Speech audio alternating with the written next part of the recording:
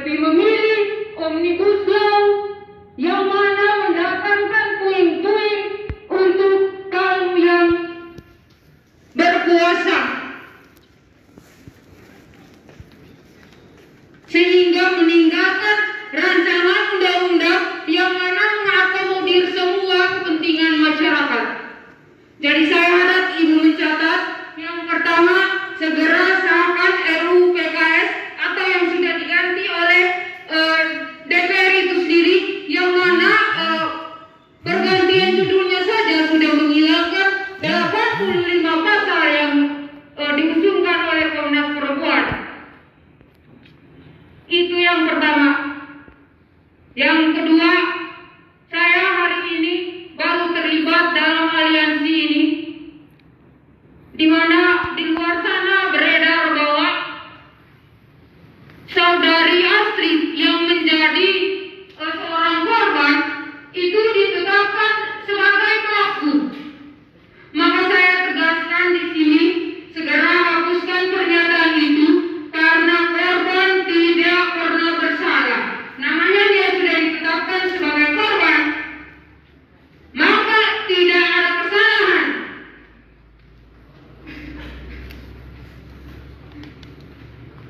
Mungkin hanya itu saja, saya kembalikan. Terima kasih. Oke, terima kasih. Kita tepuk tangan untuk semua dulu. Ya, malam semua, kita sudah menyampaikan pendapat kita dan diri dari siap.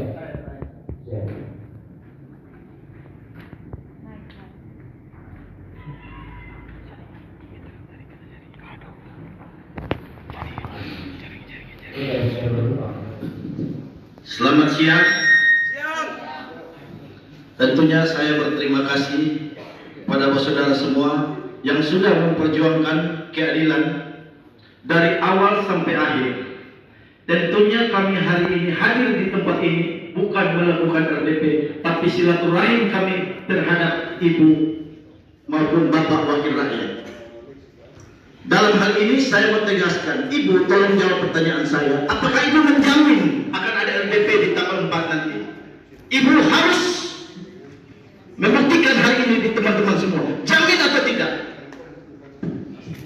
Kalau masih ragu-ragu, silakan bilang masih ragu-ragu. Kalau mungkin masih konsultasi, silakan bilang masih konsultasi. Kami butuh hari ini jawaban Ibu. Itu. Boleh saya ke depan Ibu?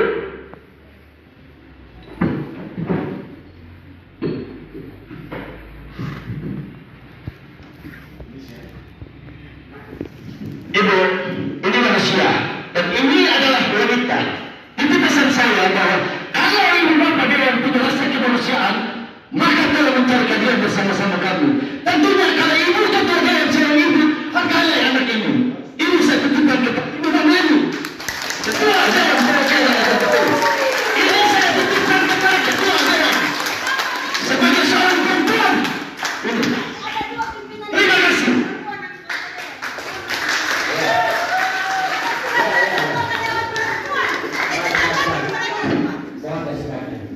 Ya, terima kasih. Kita belum memberikan kesempatan bagi saya menjawab pertanyaan kita. Saya tutup ini dengan pernyataan sikap kita. Juga di dalam pernyataan ini tadi kita absen ya yang sudah berjalan.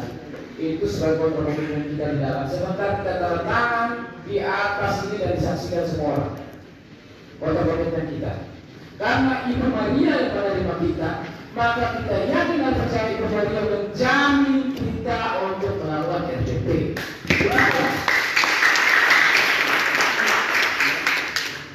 Mohon izin mohon mic-nya. Saya izin membacakan pernyataan sikap kita ya. Maksud kita supaya bisa Saya mau bilang Pak Ketua, kalau ibu ini tidak bisa menjamin, perwakilan kita, tolong kita turun langsung ke rumahnya Ibu Noni, karena rumah itu rumah negara. Siap, saya sepakat. Ya. Saya sepakat. Dan kita minta tepat atau jamin bahwa tanggal berapa akan melakukan RDP. Siap, oke. Teman-teman ingat ya, satu suara satu komando. Kita sebentar buat kontra komitmen. Kita belum memberikan kesempatan untuk Ibu Maria. Kalau mengikuti ini, sebentar kita buat kontra komitmen. Betul sepakat kan? Absen itu diselesaikan. Jangan dibiarkan kosong. Tolong isi sampai selesai. Nomor handphone, nama, tanda tangan di situ. Sebentar kita tanda tangan bersama. Saudara-saudara, Ibu Maria selaku anggota dewan satunya yang menerima kita dari sekian banyak yang ada di provinsi. Izinkan saya, Christopher Imo, Koordinator Umum Aliansi Peduli Kemanusiaan, membacakan pernyataan sikap kita. Pernyataan sikap aksi damai jilid 3 mencari keadilan untuk Astrid dan Lael. Astrid Evita Suprimi Manefre berusia 30 tahun dan anaknya Lael berusia kurang 1 tahun ditemukan tewas di proyek penggalian pipa di Kalidendeng, Kelurahan Bekasi, Olenta, Kecamatan Alang, Kota Kupang, NTT pada Sabtu 30 Oktober 2021. Penemuan jenazah ini sontak menarik perhatian publik tentang siapa pembunuhnya dan apa dibalik pembunuhan ini. Menurut informasi dari keluarga, kedua korban sudah hilang sejak tanggal 27 Agustus. Artinya korban baru ditemukan 2 bulan kemudian. Setelah ditemukan, pihak kepolisian kemudian turun tangan melakukan investigasi dan upaya untuk menangkap pelaku pembunuhan ini. Tanggal 25 November, korban baru diserahkan kepada pihak keluarga untuk dikebumikan. Namun belum ada tanda-tanda polisi akan menangkap pelaku. Hingga akhirnya bermunculan banyak akun palsu di media sosial, keresahan masyarakat yang menyebut bahwa pelakunya adalah Randi Bajide. Pada tanggal 2 Desember 2021, Randi Bajide kemudian menyerahkan diri ke polisi dan mengaku sebagai pelaku tunggal atas pembunuhan ini. Walaupun Randi mengaku sebagai pelaku tunggal, namun publik, masyarakat umum menaruh curiga atas pernyataan tersebut. Randi juga mengaku bahwa ia menyerahkan diri karena desakan warganet atau netizen. Tanggal 3 Desember, Randi resmi ditahan dengan ancaman pasal 338 KUHP. Masyarakat secara aktif bekerja sama mengawal kasus ini baik melalui medsos maupun demonstrasi. Masa aksi turun ke jalan tanggal 20 Desember dan pada malam harinya polisi mengubah pasal 338 menjadi pasal 340 tanpa penjelasan apa yang mendasari perubahan pasal tersebut. Anehnya lagi, rekonstruksi hari pertama yang sangat penting itu dilakukan secara tertutup dan melarang wartawan dan masyarakat untuk meliputnya. Dan pelarangan itu berakhir pada esok hari rekonstruksi yang kurang penting karena proses pembunuhannya di hari pertama. Hingga akhirnya pada tanggal 21 Desember 2021 Polda melakukan gelar rekonstruksi kejadian pembunuhan tersebut dan terkesan tertutup sebab beliau dilarang meliput. Pada tanggal 28 Desember 2021 pengiriman berkas perkara kepada kepolisian dilimpahkan kepada Kejati NTT sesuai nomor bla bla bla bla dan sekian. Kasus pembunuhan terhadap Astrid dan Lael sebenarnya telah menambah sederet panjang kasus kekerasan terhadap perempuan dan anak di Nusa Tenggara Timur. Perlu dicatat baik-baik ini. Berdasarkan data dari Ketahuan Rumah Bangsa Pandemik sepanjang 2 tahun 2020 terdapat 19 kasus kekerasan terhadap perempuan, 20 kasus kekerasan dalam rumah tangga, 15 kasus kekerasan terhadap anak, 74 kasus PMI meninggal dalam penampilan Gabgo dan 4 kasus perdagangan orang. Sedangkan berdasarkan laporan Dinas Pemberdayaan Perempuan dan Perlindungan Anak NTT ada 564 kasus kekerasan terhadap perempuan sepanjang 2020. Korban kekerasan dan terutama perempuan dan anak sering terabaikan dan kurang mendapat keadilan yang pantas. Kasus kekerasan yang mereka alami sering menghilang entah kemana, menghilang bersama pelaku-pelaku kekerasan yang sering tidak tersentuh oleh hukum. Putusan pun terlalu ringan, bahkan mereka bisa melalang bebas, melalang buana dan melakukan tindakan kekerasan berulang. Ini menandakan bahwa NTT saat ini masuk kategori darurat kejahatan kemanusiaan. Dan publik menaruh harapan besar bahwa polisi dapat mengusut tuntas kasus pembunuhan Astrid dan Lael agar keadilan bisa ditegakkan. Itu pendapat kami akan membacakan kurang lebih ada 13 pernyataan sikap kami sebagai aliansi. 1. kejahatan kemanusiaan luar biasa yang sangat tidak beradab dan merendahkan martabat manusia, terutama perempuan dan anak. Dua, meminta kepada negara yaitu Presiden melalui Kapolri agar memberikan atensi penuh dalam penanganan kasus ini. Yang ketiga, meminta Komnas HAM dan Komisi Perlindungan Perempuan dan Anak untuk mendampingi keluarga mencari keadilan dalam kasus ini. Yang keempat, mendesak Polda NTT segera menuntaskan kasus ini dengan menangkap, memeriksa dan menyelidiki semua yang berpotensi terlibat dalam pembunuhan keji ini atau tersangka-tersangka lain. 5. Menagih janji Kapolda NTT yang telah pindah ke Maluku tanpa prestasi, menagih janji Kapolda NTT yang disampaikan kepada keluarga korban atas pernyataannya untuk mengungkap pelaku-pelaku pembunuhan Astri dan Lael dan akan mengenakan pasal berlapis-lapis kepada tersangka pembunuhan Astri dan Lael. 6. Menuntut para penyidik Polda NTT untuk bekerja secara transparan, profesional, jujur, adil dan tidak ada diskriminasi. 7. Menuntut agar tidak boleh ada pihak yang melakukan intervensi dalam bentuk apapun dengan maksud mengaburkan atau bahkan menghilangkan kasus ini agar tidak lagi ada kejahatan kemanusiaan seperti ini. 8. Menuntut dan mempertanyakan para penyidik Polda NTT yang terlalu terburu-buru menetapkan Randy Bajije sebagai pelaku tunggal, bahkan telah melimpahkan berkas ini ke Kejati. 9. Mempertanyakan kepada Kapolda NTT mengapa dalam prakonstruksi dan rekonstruksi tidak melibatkan anggota keluarga korban. Yang ke-10, meminta dari Polda NTT untuk melakukan audiensi dengan tim independen untuk mendengarkan hasil investigasinya yang mestinya harus menjadi bahan yang disandingkan dengan Polda dan Kapolri, bukan mempublikasikan ke media sosial sehingga mengiring opini masyarakat yang kemudian sangat membingungkan dan juga menurunkan tingkat kepercayaan masyarakat terhadap kinerja Polda NTT. Ibu, ini pasal yang ke-11 pernyataan kami, mohon dicatat baik-baik. Kami meminta DPR Provinsi NTT untuk segera melakukan rapat dengar pendapat dengan Kapolda NTT, dengan Kejati NTT, dengan aparat penegak hukum dan aliansi, juga TPFI dan keluarga korban pada tanggal 4 Januari 2022 dan tidak menunggu sampai tanggal 10 Januari 2022. Oleh karena itu, poin ke-11 ini kita akan melakukan kontrak komitmen bersama DPRD yang diwakili oleh Ibu Maria. Yang ke-12, meminta DPRD mendesak Kejati dan Polda NTT untuk melakukan gelar perkara ilmiah yang melibatkan pakar hukum pidana, ahli forensik, psikologi kriminal, kedokteran kriminal, pakar IT, dan ahli bahasa sebagai saksi ahli untuk mendapatkan pendapat kedua dalam pengawalan kasus ini. Yang terakhir atau yang ke-13, meminta Kejati NTT secara serius dan penuh ketelitian dalam meneliti berkas-berkas perkara Astrid Merape dan Lael Makabe yang telah diserahkan pihak Polda NTT. Utang 30 Desember 2021 tertanda Aliansi Peduli Kemanusiaan dan kami semua yang ada di sini bersama dengan masyarakat sipil.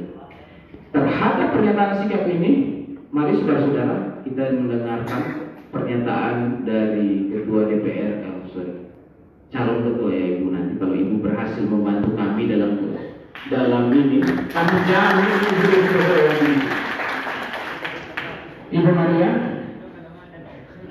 kami berikan kesempatan kepada Ibu menanggapi semua pertanyaan-pertanyaan ini, dan kami minta tanggapan terhadap permintaan RPP kami dijawab paling terakhir supaya bisa kita bisa maju setelah laporan. Terima kasih banyak. Baik.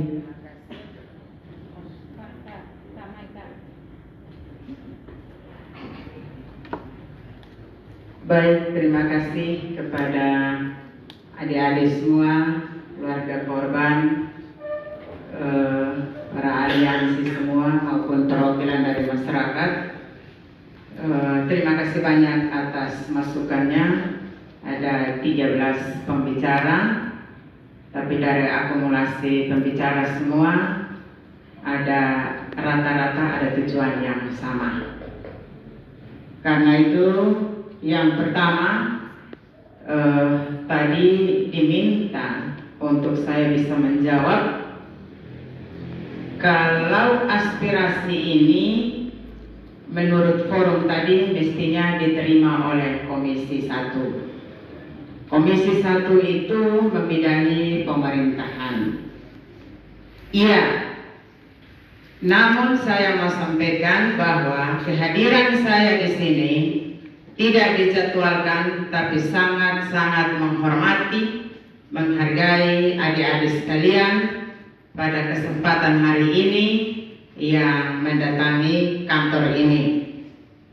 Namun sebagai anggota DPRD, sekalipun kalau surat itu masuk ke Komisi 1, mestinya itu dibahas, diterima, dan bersama-sama di Komisi 1. Tapi hari ini, saya sebagai anggota DPRD tidak menutup kemungkinan untuk menerima juga aspirasi dari adik-adik sekalian. Saya representasi juga dari seluruh masyarakat NTT. Saya menerima aspirasi ini, penyampaian adik-adik sekalian, dan saya akan menyampaikan kepada pimpinan dan segenap anggota dalam rapat internal DPRD.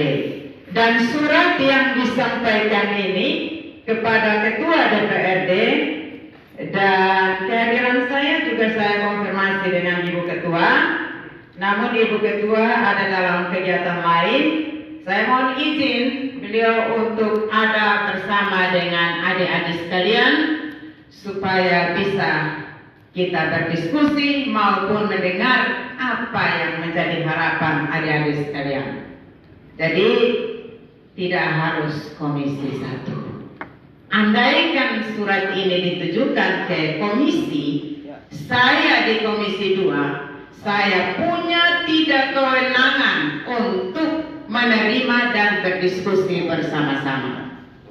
Dan kita harus pilih kasus. Kasus ini di hadapan Bapak Ibu sekalian, adik-adik sekalian, para media yang terhormat, saya juga mau menyatakan turut prihatin pada kasus ini. Dan saya sependapat dengan adik-adik sekalian, kita akan bergandengan tangan untuk menuntut keadilan yang sesungguhnya. Jadi kalau surat ditujukan ke Komisi 1, saya tidak punya kewenangan untuk berbicara. Tapi ini suratnya umum kepada Ketua DPR, bisa saja beliau disposisi kepada siapa yang berkesempatan untuk hadir. Dan tadi Pak Sekwan kirim surat itu ke saya, sudah disposisi Ibu Ketua, maka saya juga meminta izin, atas izin beliau, saya juga ada di sini untuk bisa mendengarkan apa yang disampaikan oleh adik-adik semua.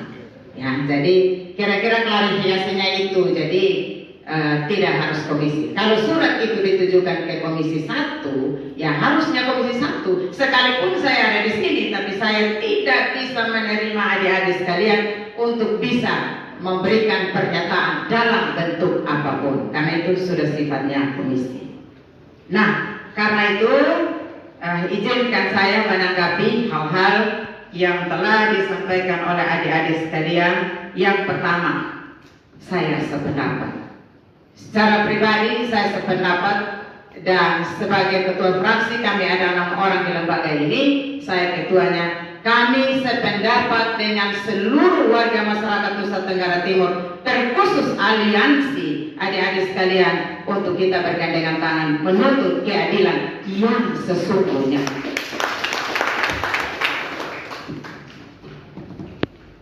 Yang kedua, terhadap situasi yang berkembang, satu, saya minta kita semua untuk fokus pada kasus. Tidak kita pilih karena kasus ini orang rote ataukah orang sabu.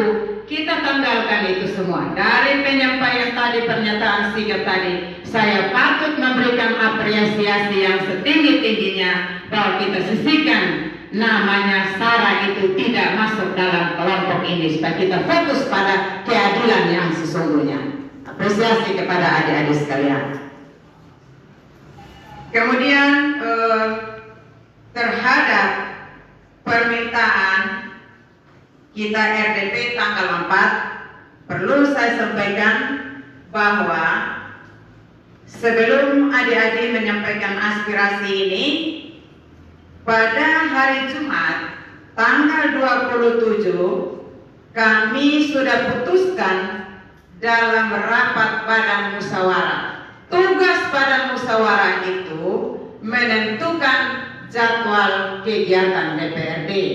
Kami setiap bulan itu melakukan rapat badan musyawarah untuk menentukan kegiatan apa-apa saja selama 1 bulan berlangsung. Karena itu, dalam keputusan DPRD, keputusan Banmus nomor 19 DPRD tahun 2021, itu RDP itu sesuai dengan kesepakatan forum. Itu RDP pada tanggal dengan Kapolda Nusa Tenggara Timur pada tanggal 10 Januari tahun 2022, dan kemudian tanggal 11 Januari 2022 itu RDP bersama dengan Kejaksaan Tinggi Nusa Tenggara Timur. Ini sudah ada keputusan resmi dalam pembahasan Badan Musyawarah DPRD Provinsi Nusa Tenggara Timur. Berkaitan dengan tuntutan adik-adik sekalian, untuk tanggal 4 kita percepat RDP, sebagai lembaga saya mau menyampaikan bahwa saya tidak bisa memutuskan bahwa hari ini saya setuju dengan tanggal 4, tetapi dari desakan ini menjadi tugas saya untuk menyampaikan kepada pimpinan DPRD. Bangus ini dengan situasi yang berkembang, kapan saja bisa kita rapat untuk kita merubah jadwal. Karena itu saya mohon pengertian baiknya, saya mohon kesabaran dari adik-adik sekalian. Selesai pertemuan ini, saya akan kontak pimpinan DPRD, apakah kita harus Banmus sesegera mungkin untuk kita rubah jadwal ini dan kita majukan RDP dengan pihak Polda dan Kejaksaan itu di awal tahun dalam hal ini sebagai permintaan adik-adik sekalian tanggal 4 Januari, dan ini saya akan sampaikan. Saya tidak menghindar, tetapi saya mau sampaikan bahwa di lembaga ada aturan main, namun sesuai dengan desakan adik-adik sekalian, ini akan saya sampaikan kepada pimpinan. Doa kita semua kiranya pimpinan bisa menerima dan kita akan merubah jadwal ini untuk RDP secepatnya. Berkaitan dengan RDP, hari ini saya berterima kasih kepada adik-adik sekalian karena dengan adanya pertemuan ini ada begitu banyak masukan yang menjadi bahan untuk kita berdiskusi bersama-sama dengan Kapolda Nusa Tenggara Timur dan juga Kejaksaan Tinggi Nusa Tenggara Timur.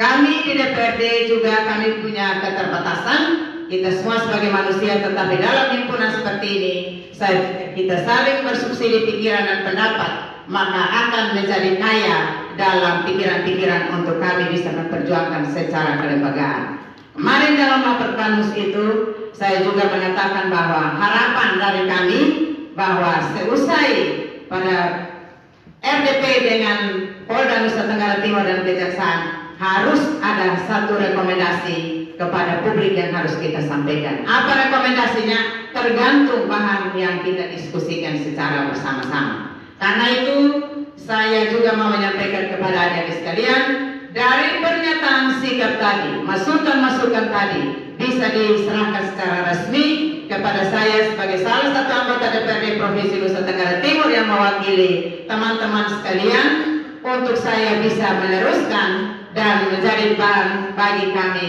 untuk manakala pada saat kita RDP. Hal-hal inilah yang perlu kami tindak lanjut karena kami 65 orang di lembaga ini adalah representasi daripada rakyat Nusa Tenggara Timur. Tugas kami menyuarakan apa yang menjadi harapan masyarakat Nusa Tenggara Timur. Kami di sini dari berbagai macam partai, tapi ketika dalam penugasan kami sisihkan itu semua karena tugas ada di sini amanat masyarakat adalah memperjuangkan kepentingan dan aspirasi masyarakat. Karena itu dengan mohon sebentar nanti pernyataan sikap secara tertulis bisa disampaikan untuk saya bisa teruskan ke pimpinan dan dibawa dalam rapat gabungan komisi atau rapat anggota DPRD selengkapnya. Hal-hal lain yang menyangkut dengan teknis sampai dengan hari ini sebagai anggota DPRD, wakil rakyat Nusa Tenggara Timur, saya juga mau menyatakan bahwa kami masih menghormati lembaga institusi, dalam hal ini pihak kepolisian, untuk menangani kasus ini dengan sebaik-baiknya, sebenar-benarnya, dan seadil-adilnya. Itu adalah harapan kami. Dan nanti dalam RDP mungkin hal-hal itu yang juga kita sampaikan. Dan pada saat RDP tentu ada pernyataan juga dari pihak Polda. Kita akan sinkronkan dengan informasi-informasi yang muncul di berbagai media. Nah, pada saat RDP itu sudah menjadi pernyataan kelembagaan. Jadi saya mohon adik-adik sekalian, kita bersabar, sekalipun adik-adik minta tanggal 4, saya akan sampaikan ke pimpinan. Namun kita menyiapkan secara baik bahan materi yang ada supaya kita bisa menyampaikan secara kelembagaan kepada pihak penyidik, aparat hukum untuk hukum ini secepatnya diterapkan dengan seadil-adilnya dan sebaik-baiknya. Karena masalah ini memang cukup memanas di media sosial. Tapi itulah fungsi media untuk kita bisa mengikuti secara baik dan benar. Kemudian menyangkut dengan revisi undang-undang dan lain sebagainya, Adinona saya mencatat secara baik dan saya tahu takutnya Adinona mengatakan saya mencatat secara baik, saya mendengar secara baik, yang tidak perlu saya catat tidak perlu, tapi perlu saya catat untuk menjadi bahan laporan saya sebagai salah satu anggota kepada pimpinan DPRD Provinsi Nusa Tenggara Timur. Apa saja yang disampaikan akan saya teruskan kepada pimpinan untuk diolah lebih lanjut secara kelembagaan. Kemudian melalui kesempatan ini juga kami minta nomor kontak, alamat kantor, manakala dalam rapat internal partai ada hal-hal yang perlu kami sampaikan. Karena tadi malam ya surat baru sampai, ini surat resmi, jadi kami minta supaya adik-adik kita bisa dapat nomor kontak, sekalipun kalau surat agak terlambat, sebagai mitra, ini kita memang jalin kebersamaan, karena tadi saya sudah punya pernyataan bahwa sesungguhnya pikiran, pendapat kita sama untuk memperjuangkan keadilan.